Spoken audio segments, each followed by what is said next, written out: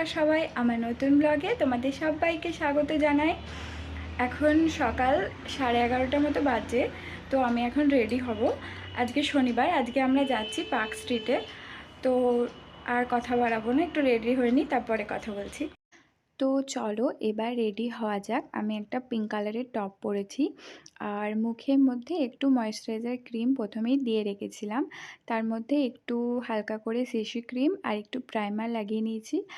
আর professional artist, makeup artist তো আমি নই, তো যেটুকু মোটামুটি নিজের জন্য পারি সেটুকুই করার চেষ্টা করি।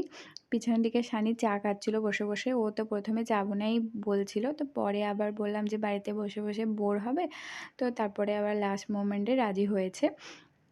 তারপর একটু কাজল লাগিয়ে নিয়েছি, আর যেহেতু ভুরু প্লাক করা ছিল না সেজন্য একটু ভুরুটা একটু শেড করে নিয়েছি। আইব্রোটা অনেক দিন ধরেই আইব্রো করা হয়নি, আমার টাইম হয়নি। আর একটু লিপস্টিক লাগিয়ে নিয়েছি পিঙ্ক কালারের ওপরে, যেহেতু টপটা আমার পিঙ্ক কালারের ছিল। তো পিঙ্ক কালারের ওপর একটা লিপস্টিক ছিল আমার কাছে, এই লিপস্টিকটা আমি লাগিয়ে নিয়েছি। তারপরে লাগিয়ে নিয়েছি একটু মাস্কারা। মাস্কারাটা একটু প্রথমে লাগাতে গিয়ে চোখ বন্ধ করতে গিয়ে একটু লেগে গেছিলো নিচের দিকে, তারপরে আমি একটু ওটাকে মুছে ঠিক করে নিয়েছি। তারপরে একটু সিঁদুর পরে নিলাম, লিকুইড সিঁদুর পরে নিয়েছি। আর তারপরে দুটো কিউট কিউট দুটো কানের পরেছি। এটা আমি পুরী থেকে নিয়েছিলাম, হোয়াইটের ওপর যেহেতু ভালো লাগবে বলে এই দুটোই আমি পরেছিলাম। আর তারপরে আইলাইনারটা আয়না দেখে দেখে পরে তারপরে আমি রেডি হয়ে গেছি। এই যে এটা আমার ফাইনাল লুক। আর দোলা দিদি আর সানি এদিকে দেখছিল, ওলা উবের এগুলো দেখছিল।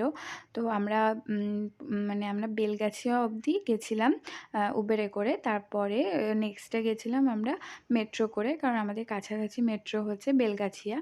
তো বেলগাছিয়া অবধি আমরা উবেরে করে গেছিলাম। মেট্রোতে যাওয়া খুবই সুবিধা, খুব তাড়াতাড়ি পৌঁছে যাওয়া যায়। এই যে রাস্তার যে জ্যাম, এগুলো তো মেট্রোতে একদমই থাকে না। যেহেতু শনিবার ছিল সেজন্য বেশ গাড়ি খুব একটা গাড়ি ছিল না, মানে জ্যাম আমরা খুব একটা পাইনি। তো ওই আমিনিয়ার পাশ দিয়ে বিরিয়ানির গন্ধ শুঁকতে শুঁকতে আমরা পৌঁছে গেছি। আর আমরা তখন যে কী কারণে হাসছিলাম আমরা নিজেরাও জানি না। তো সানি এদিকে কাটছিল, মেট্রোর টিকিট কাটছিল। তো মেট্রোর টিকিট কাটার পর আমরা বেলগাছিয়া স্টেশনে পৌঁছেও গেছি। তারপরে 5 মিনিটের মধ্যেই আমরা মেট্রো ট্রেন পেয়ে গেছিলাম।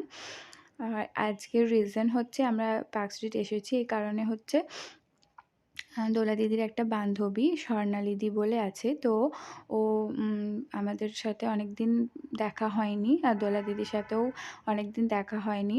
দোলা দিদি ওর বিয়েতেও আসতে পারেনি, তো আমরা সবাই গেছিলাম। তো দোলা দিদি যেহেতু অনেক দূরে থাকে, সবসময় আসা সম্ভব হয় না, তো সেই জন্য আমরা একটু খাওয়া দাওয়া প্ল্যান করেছি বাইরে। তো ফাইনালি আমরা পিটারহুতে চলে এসেছি।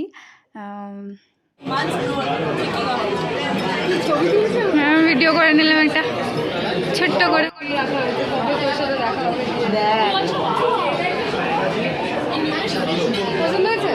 অবভিয়াসলি পিটার হু হচ্ছে পিটার ক্যাটারি আর একটা নতুন ব্রাঞ্চ। তো খাবার তো আমি আগে কোনো দিন ট্রাই করিনি, যদিও খাবারগুলো খুব সুন্দর ছিল, তোমরা ট্রাই করতেই পারো। আমরা স্টার্টারে নিয়েছিলাম ড্রাগন রোল আর থাই স্টাইল বারবিকিউ চিকেন, দুটোই খেতে বেশ ভালো ছিল আর বেশ অসাধারণ ছিল, বেশ ইউনিক টাইপের ছিল, কারণ আমরা তো এরকম স্টাইলে খুব একটা খেয়ে অভ্যস্ত নই, কিন্তু বেশ ভালো লাগছিল।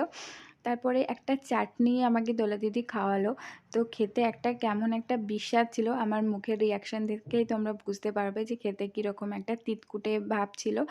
যদিও মানে একটু বেশি খেলে নাকি ওটা বলছে ব্রেনে একদম এফেক্ট করে। তারপরে তো আমরা স্টার্টার খেতে স্টার্ট করে দিয়েছি। এদিকে দোলা দিদি স্বর্ণালিদি খাচ্ছিল, আমি আর সানি ওই পাশে ছিলাম।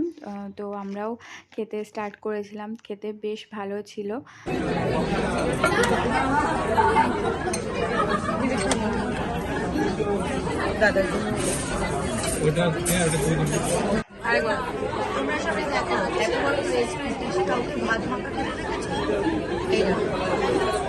পুরো কিছু মানে গ্রুপ কেপ নেই, এত বড় রেস্টুরেন্টে ভাত মেখে খাচ্ছে।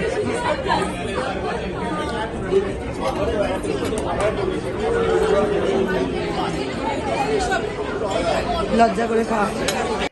তারপর মেন কোর্সে আমি আর সানি নিয়েছিলাম তেরিয়াকি বোল রাইস চিকেন, আর দোলা দিদি স্বর্ণালিদি খেয়েছিল ড্রাঙ্কেন উডেন নুডলস। খেতে সত্যিই অসাধারণ ছিল দুটোই। আর ডেজার্টে নিয়েছিলাম চকলেট হেজেলনাট মৌস। তো খাবারগুলো সত্যিই খুব টেস্টি ছিল। তারপরে আমরা বিল টিল মিটিয়ে আমরা গেছিলাম পার্ক স্ট্রিটে একটা বিখ্যাত একটা সিমেট্রি আছে, বেশ অনেক পুরনো তো সানিয়া দোলা দিদি আগে গেছে, স্বর্ণালিদিও গেছে, তো আমি কোনো দিন যাইনি, তো বেশ জায়গাটা ভালো মনে হলো চলো। তো 20 টাকা করে টিকিট কেটে আমরা ভিতরে ঢুকলাম।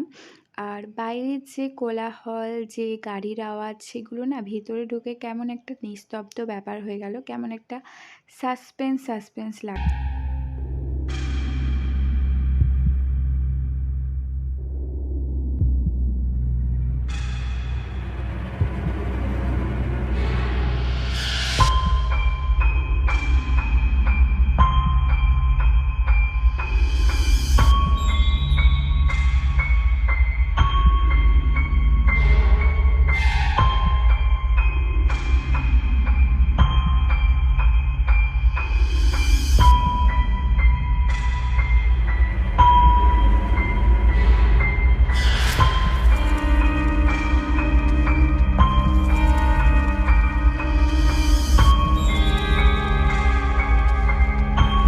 আমরা তো ডিরোজিওর নাম সবাই শুনেছি, আর হিন্দু স্টুয়ার্ট যারা ইংরাজি সাহিত্য পড়ে থাকবে তারা হয়তো তোমরা সবাই জানবে।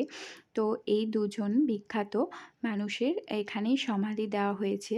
তো ওখানে অনেক পুরনো পুরনো ব্রিটিশ আমলে অনেক পুরনো মানে কবর দেওয়া হয়েছে। তো এটা একটা কবরস্থান।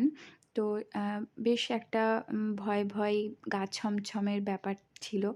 তো তারপরে বিকেল 5টার সময় ওটা বন্ধ হয়ে যায়। তারপরে আমরা 5টার সময় বেরিয়ে এসে একটু চা খেলাম। অনেকক্ষণ মানে লাঞ্চ করেছি, একটু হাঁটাহাঁটিও হয়েছে ভালোই। তো একটু চা খেতে মন হচ্ছিল। তো এবার তো বাড়ি ফেরার পালা। আমরা ওই বেলগাছিয়া অবধি মেট্রো করে এসে তারপরে ওখান থেকে উবেরে করে রাজারহাট বিষ্ণুপুর চলে এসেছি। আর স্বর্ণালিদিও ওই মেট্রো করেই গেল। ও গেছে ডানলপে নেমে যাবে, ওর মেট্রোটা ডানলপ অবধি যাবে, তো তারপর থেকে অটো করে সোদপুর চলে যাবে।